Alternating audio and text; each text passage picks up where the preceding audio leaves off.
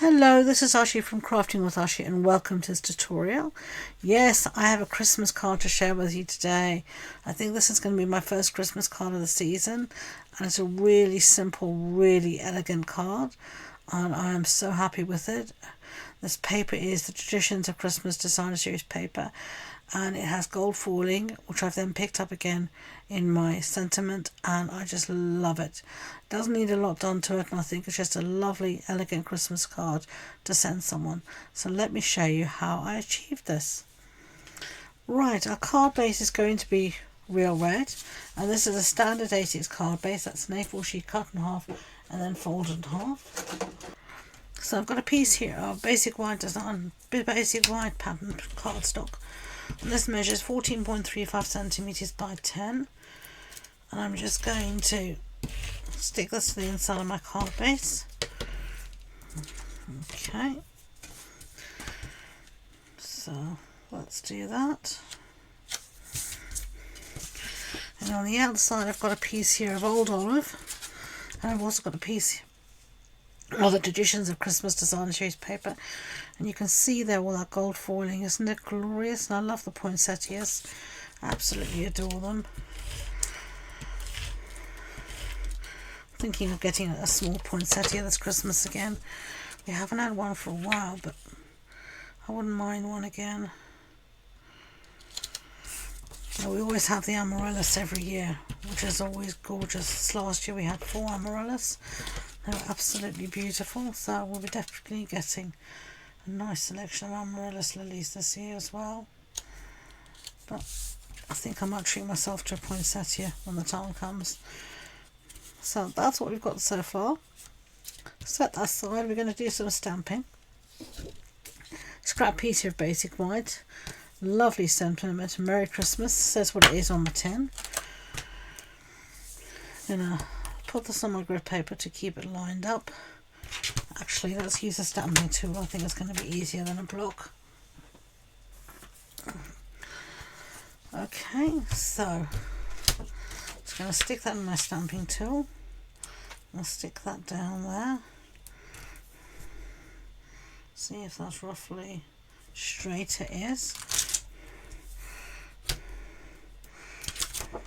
Put this back in the corner. Going to stamp in real red ink, why not? You could also heat emboss this, gold heat emboss this as well, but I just wanted to make this really quick and simple. Heat embossing is great, it gives that really wonderful wow factor, but if you're wanting to make lots of cards, it can add a few, those extra steps that maybe you don't want to always do.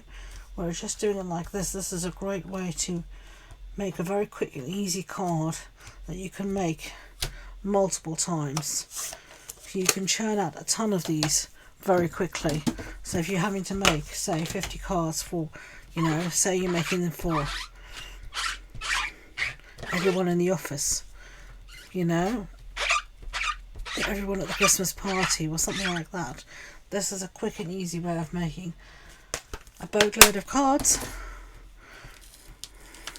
without using up too much time. So that is our stamping done. So let's take that out of our tool. Now we're just going to cut this out using our trimmer. And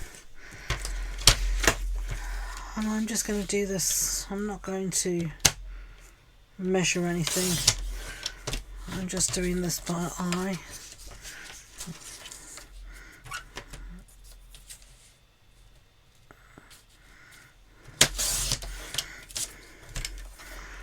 I'm wanting to, as you can see, cut fairly close to my sentiment, as I want a lot of real estate taken up by the sentiment. I want that beautiful paper to be allowed to be seen. I don't want it to be covered up by my sentiment if I can help it.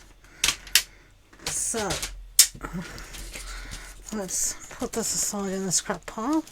Sorry, I'm in the camera like that. Ugh. Right, scrap piece here of gold foil sheet. I'm just going to put some glue on the back of my sentiment.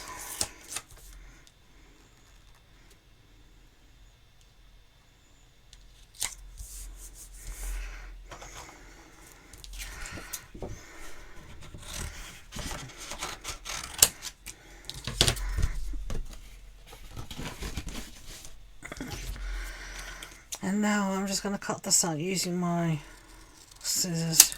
I find a longer bladed scissors helps to you cut straight more easily, says she. Sometimes it's not good to keep on correcting stuff either. Ugh.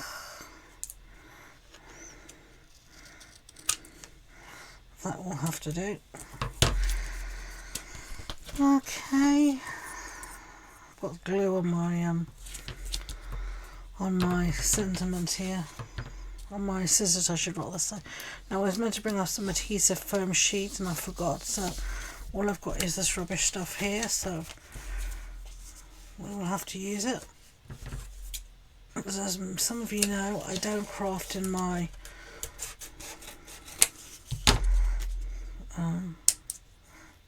can't get that off anyway. I don't craft in my craft room, film rather in my craft room, because it is too small. It is really like a postage stamp, it is tiny.